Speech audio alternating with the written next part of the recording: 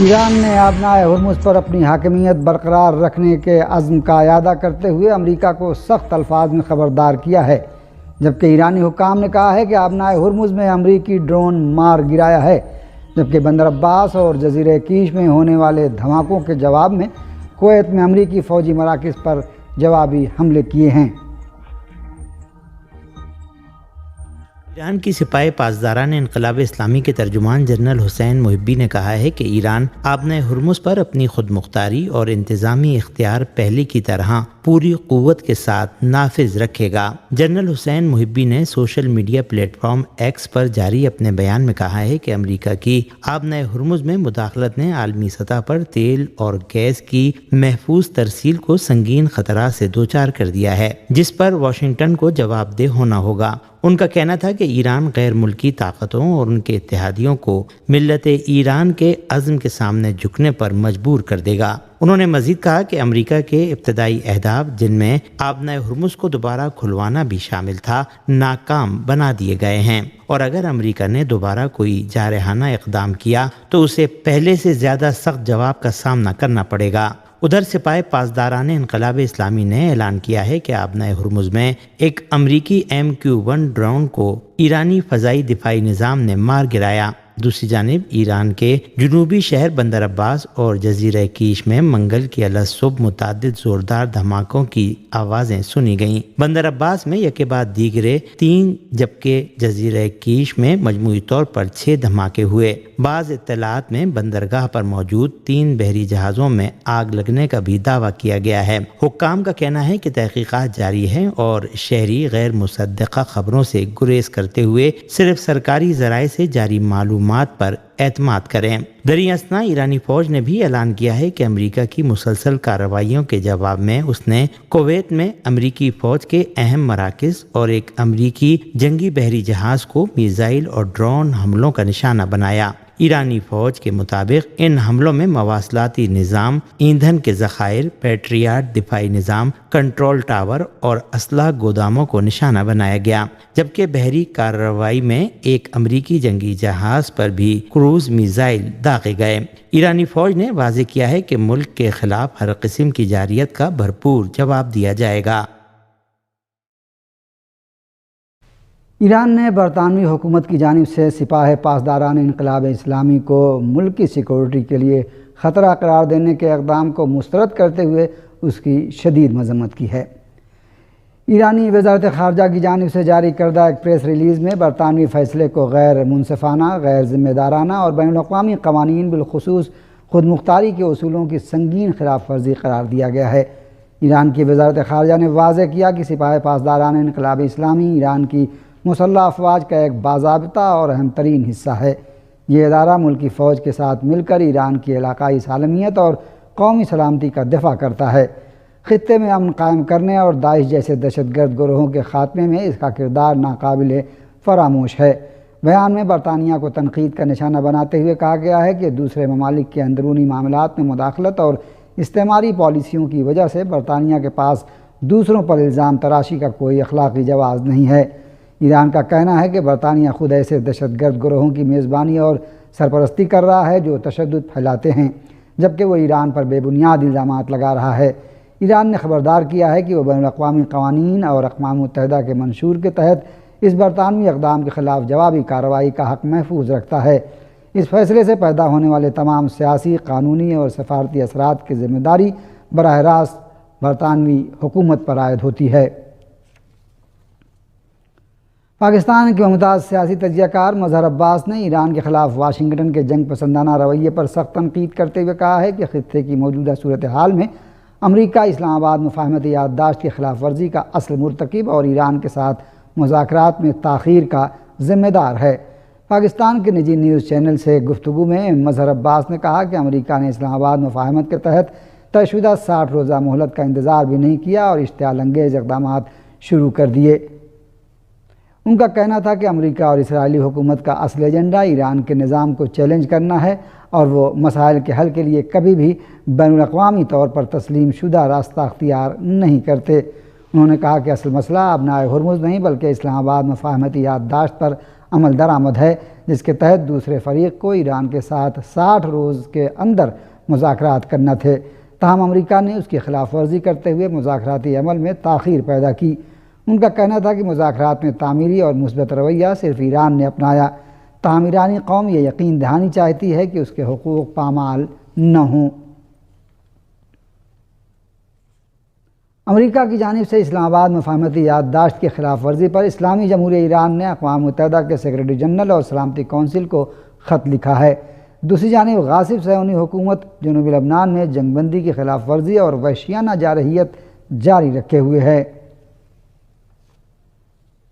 اقوام متحدہ میں اسلامی جمہوریہ ایران کے سفیر امیر سعید ایروانی نے اقوام متحدہ کے سیکرٹری جنرل سلامتی کونسل کے چیئرمین کے نام مکتوب میں امریکہ کی جانب سے اسلام آباد مفاہمتی یادداشت کی خلاف ورزیوں کی باضابطہ شکایت کی ہے۔ امیر سعید ایروانی نے امریکہ کی جانب سے اسلام آباد مفاہمتی یادداشت کی خلاف ورزی اور ایران کے خلاف جارحیت کے بارے میں اقوام متحدہ کے سیکرٹری جنرل اور سلامتی کونسل کے چیئرمین کے نام اس مکتوب میں لکھا ہے کہ امریکہ نے مفاہمتی یادداشت پر دستخط کے بعد شروع سے ہی نہ صرف یہ کہ اپنے وعدوں پر عمل نہیں کیا بلکہ مستقل اور منظم طور پر اس کی بنیادوں کو کمزور کیا ہے۔ اقوام متحدہ میں ایران کے مستقل مندوب اور سفیر نے اپنے اس مکتوب میں امریکہ کی جانب سے اسلام آباد مفاہمتی یادداشت کی خلاف ورزیوں کی تاریخ وار رپورٹ پیش کرتے ہوئے لکھا کہ امریکہ کی جانب سے ہر خلاف ورزی کی رپورٹ ثالثین کو باضابطہ ارسال کر کے ان سے درخواست کی گئی ہے کہ امریکی خلاف ورزیاں روکنے اور ان کی تکرار نہ ہونے کی ٹھوس ضمانت حاصل کرنے کے لیے فوری طور پر ضروری اقدامات انجام دیے جائیں۔ لیکن امریکہ نے نہ صرف یہ کہ مفاہمتی یادداشت کے تحت اپنے وعدوں پر عمل نہیں کیا بلکہ اپنے غیر قانونی اقدامات تیز کر دیے ہیں۔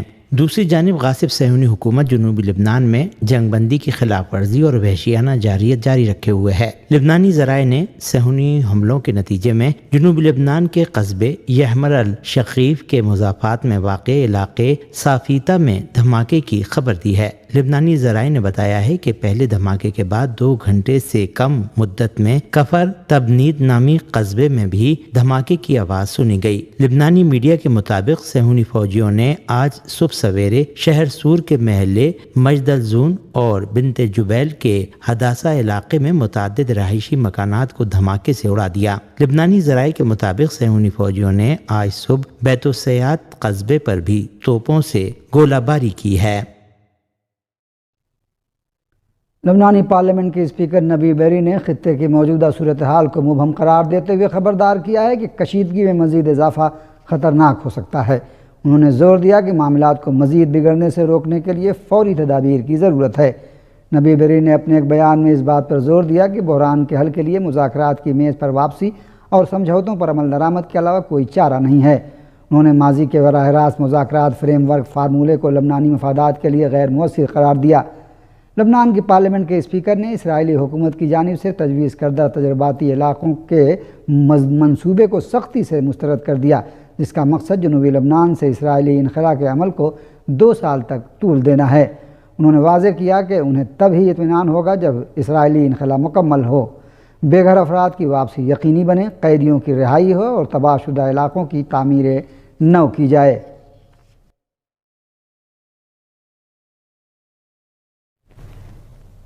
سپاہ پاسداران انقلاب نے اردن کے عوام کے نام ایک پیغام میں کہا ہے کہ ایران کی لڑائی اردن کے عوام سے نہیں بلکہ ان قوتوں سے ہے جو خطے میں امریکی جارحانہ کارروائیوں میں شریک ہیں۔ رپورٹ کے مطابق سپاہ پاسداران انقلاب اسلامی کے شعبہ تعلقات عامہ نے اعلان کیا ہے کہ آپریشن نصر 2 کے تیسرے مرحلے میں اردن کے ایک ہوائی اڈے پر موجود امریکی اہم تنصیبات کو بیلسٹک میزائلوں سے نشانہ بنایا گیا ہے۔ سپاہ کے بیان میں کہا گیا ہے کہ یہ کارروائی یا سارات الحسین کے رمز کے ساتھ انجام دی گئی، جس کا مقصد ان امریکی عناصر کو نشانہ بنانا تھا جو ایران کے خلاف حملوں کے لیے اس اڈے کو استعمال کر رہے تھے۔ سپاہ پاسداران نے اردنی عوام سے مخاطب ہو کر کہا ہے کہ ایران کی لڑائی اردن کے عوام سے نہیں بلکہ ان امریکی قوتوں سے ہے جو خطے میں جارحانہ کارروائیوں میں شریک ہے۔ بیان میں مزید کہا گیا ہے کہ آپریشن نصر 2 کے دوران اردن کی سرزمین پر موجود ایک ایسے امریکی فوجی اڈے کو نشانہ بنایا گیا جہاں سے ایران کے خلاف حملے کیے گئے تھے۔ بیان میں مزید کہا گیا ہے کہ امریکی حملوں کے پہلے دن بھی انہی اڈوں سے کارروائیاں کی گئیں جن میں میناب کے علاقے میں 186 معصوم طلبہ اور اساتذہ شہید ہو گئے۔ برازیل کے صدر لولا دا سیلوا نے کہا ہے کہ ان کے ملک کے لیے ایران کے خلاف امریکی حملے قابل قبول نہیں ہیں۔ برازیل کے صدر لولا دا سیلوا نے کہا کہ ان کا ملک ایران کے خلاف امریکی حملے کو قبول نہیں کرتا اور آبنۂ ہرمز سے گزرنے والے جہازوں پر عائد امریکی فیس بحری قزاقی ہے۔ برازیل کے صدر نے ایران کے خلاف امریکی حملے کی مخالفت کرتے ہوئے کہا کہ برازیل ایسی کارروائی کو قبول نہیں کرتا۔ برازیلی صدر نے خبردار کیا کہ جنگ کے اخراجات براہ راست بنیادی غذائی اشیاء کی قیمتوں پر اثر انداز ہوں گے۔ انہوں نے امریکی صدر ڈونلڈ ٹرمپ کی پالیسیوں پر تنقید کرتے ہوئے کہا کہ آبنۂ ہرمز سے گزرنے والے جہازوں پر امریکہ کی جانب سے 20% فیس عائد کرنے کا اعلان بحری قزاقی کے مترادف ہے۔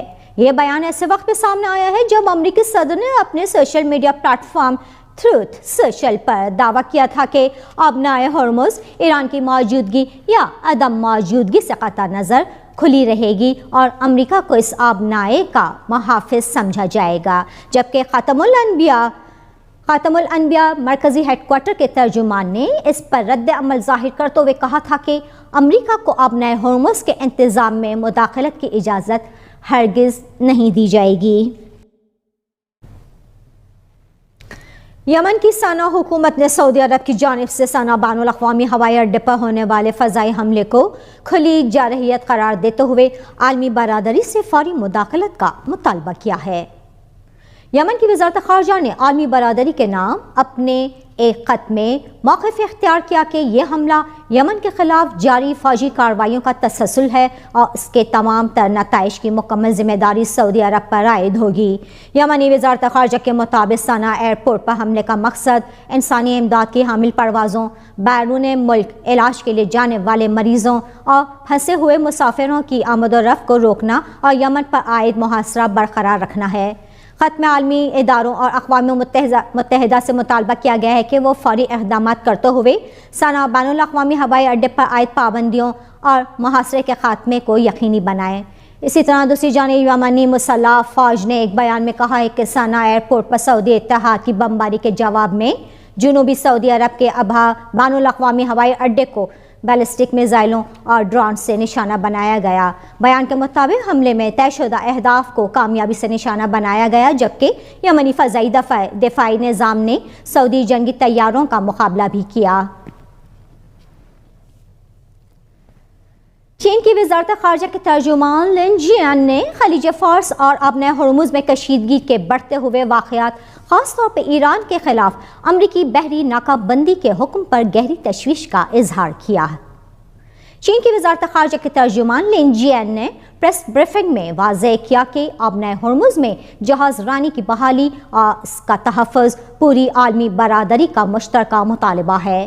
انہوں نے خبردار کیا کہ امریکی صدر ٹرمپ کی جانب سے ایران کے بحری محاصرے کے حکم اور وہاں سے گزرنے والے جہازوں پر 20% ٹیرف عائد کرنے کی تجاویز سے خطے میں مزید بدامنی پھیل سکتی ہے۔ چینی ترجمان نے تمام فریقوں سے مطالبہ کیا کہ وہ تحمل اور دانش مندی کا مظاہرہ کریں اور جنگ بندی کو برقرار رکھیں اور تنازع کو بڑھنے سے روکیں تاکہ عام شہریوں کو کسی قسم کا نقصان نہ پہنچے۔ بیجنگ نے اس بات پر زور دیا کہ اسلام آباد مفاہمتی یادداشت کے نکات پر عمل درآمد کو یقینی بنایا جانا ضروری ہے۔ ہندوستان کے اپوزیشن جماعت کانگریس نے کہا ہے کہ مرکز کی مودی حکومت کی اقتصادی پالیسیوں کی وجہ سے عام لوگوں پر مہنگائی کا بوجھ مسلسل بڑھ رہا ہے۔ کانگریس کے جنرل سیکرٹری اور شعبہ مواصلات کے انچارج جے رام رمیش نے منگل کو جون کے مہینے میں خوردہ مہنگائی کے 17 مہینے کی بلند ترین سطح پر پہنچنے کے تعلق سے مودی حکومت کو ہدف تنقید بنایا۔ انہوں نے کہا کہ مودی حکومت کے 12 برسوں کا نچوڑ جھوٹے وعدوں، بڑھتی مہنگائی اور بے روزگاری کی شکل میں سامنے آیا ہے۔ رمیش نے کہا کہ سرکاری اعداد و شمار کے مطابق جون میں خوردہ مہنگائی کی شرح بڑھ کر 4.38% ہو گئی ہے، جبکہ دیہی علاقوں میں یہ 4.74% درج کی گئی ہے۔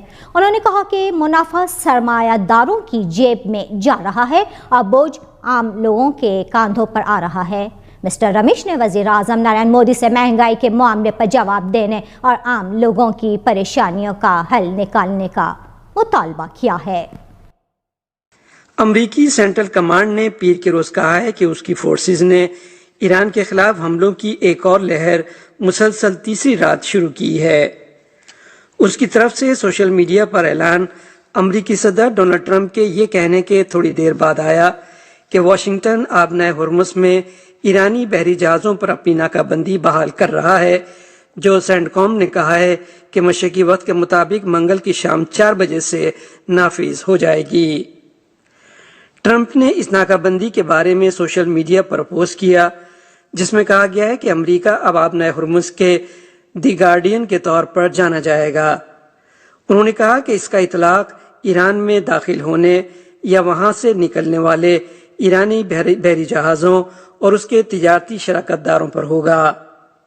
دیگر تمام ممالک کے بحری جہاز یہ آبنائے استعمال کر سکیں گے۔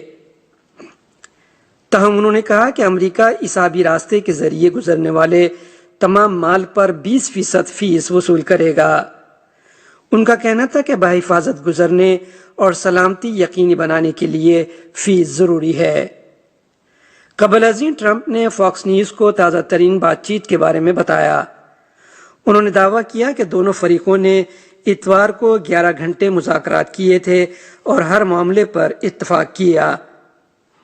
تاہم ان کا کہنا تھا کہ ان لوگوں نے بعد میں یہ کہتے ہوئے مذاکرات کاروں کو واپس بلا لیا کہ انہیں کچھ تبدیلیاں کرنے کی ضرورت ہے۔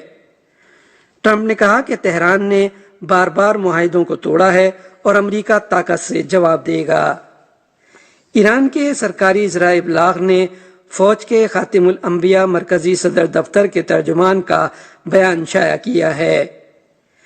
ابراہیم ذوالفقاری نے کہا کہ تہران آبنائے کے انتظام میں امریکہ کو مداخلت نہیں کرنے دے گا۔ انہوں نے کہا خطے کے ممالک کے رہنماؤں کو خبردار کیا جاتا ہے کہ امریکہ کے ساتھ کسی بھی قسم کا تعاون اور اس کی حملہ آور فوج کے لیے کسی قسم کے فوجی انصرام کی مدد کو ایران کی خود مختاری اور قومی سلامتی کے خلاف جنگ تصور کیا جائے گا۔ وینزویلا میں گزشتہ ماہ آنے والے شدید زلزلے سے ہلاکتوں کی تعداد 4,500 سے تجاوز کر گئی ہے، جبکہ لوگوں کو تلاش کرنے کی کارروائیاں جاری ہیں۔ وینزویلا کے حکام کا کہنا ہے کہ لاطینی امریکہ کے اس ملک میں 24 جون کو آنے والے 2 زلزلوں کے بعد سے اب تک 4,561 افراد کی ہلاکت کی تصدیق ہو چکی ہے۔ سب سے زیادہ نقصان سے متاثرہ ساحلی ریاست لاگوارا میں ایسی عمارتوں کی تعداد تخمینے کے مطابق تقریباً 10,000 ہے جو مکمل طور پر تباہ ہو چکی ہیں یا انہیں بہت زیادہ نقصان پہنچا ہے اور ناقابل استعمال قرار دے دی گئی ہیں۔ حکومتی ٹیم اور مقامی رہائشی لاپتہ افراد کو تلاش کر رہے ہیں، لیکن بھاری مشینری کی کمی اور کبھی کبھار ہونے والی تیز بارش ایسی کوششوں میں رکاوٹ ڈال رہی ہے۔ یوکرین اور اس کے یورپی اتحادیوں نے کہا ہے کہ وہ یورپ کو بیلسٹک میزائلوں سے بچانے کے لیے فضائی دفاعی اتحاد قائم کر رہے ہیں۔ یہ اقدام ایسے وقت کیا گیا ہے جب کیف روسی بیلسٹک میزائل حملوں کی زد میں پہلے سے زیادہ آ رہا ہے۔ یوکرین اور فرانس، جرمنی و برطانیہ سمیت 9 دیگر ملکوں نے اپنا پہلا اجلاس پیر کے روز پیرس میں منعقد کیا۔ انہوں نے روس کے خلاف یوکرین کے اس کے دفاع میں منفرد تجربے کو تسلیم کیا۔ وہ چونکہ اس گروپ کو عملیاتی بنانے کے لیے پیش رفت کر رہے ہیں، اس لیے مشترکہ تکنیکی عملی گروپس قائم کرنے کا ارادہ رکھتے ہیں۔ یوکرین کے صدر ولودیمیر زیلنسکی نے کہا ہے کہ انہیں امید ہے کہ یہ گروپ اس نئے نظام کو اگلے 12 مہینوں کے اندر تیار کر سکتا ہے اور یہ کہ اسے پورا یورپ استعمال کر سکتا ہے۔ جاپان میں محققین نے نتائج جاری کیے ہیں جس سے پتہ چلتا ہے کہ کووڈ-19 کے بعد کے اثرات جیسے تھکاوٹ اس وقت پیدا ہوتے ہیں جب کورونا وائرس کا انفیکشن جسم میں پہلے سے موجود ایک دوسرے وائرس کو متحرک کرتا ہے۔ عالمی ادارہ صحت کے مطابق کووڈ 19 کے تقریباً 6% مریض تھکاوٹ، بے چینی اور بالوں کے گرنے جیسی طویل مدتی علامات کا شکار ہوتے ہیں۔ ان علامات کے پیچھے کار فرما قطعی عوامل ابھی تک واضح نہیں ہیں۔ Tokyo GKE university school of medicine کے محققین سمیت ایک تحقیقی گروپ نے ان علامات کے علاج کے خواہاں 150 سے زائد مریضوں کے خون کے نمونوں کا تجزیہ کیا۔ محققین نے تقریباً 70% مریضوں کے خون میں SEAT1 نامی پروٹین دریافت کی۔ یہ پروٹین اس وقت ظاہر ہوتی ہے جب جسم میں ایک غیر فعال ہرپیس وائرس متحرک ہو جاتا ہے۔ جب محققین نے چوہوں میں SEAT1 کی سطح میں اضافہ کیا تو ان کے دماغی افعال میں نیورو ٹرانسمیٹرز کی کمی ہونے کی وجہ سے خرابی پیدا ہوئی، جس سے تھکن اور بے چینی جیسی علامات ظاہر ہوئیں۔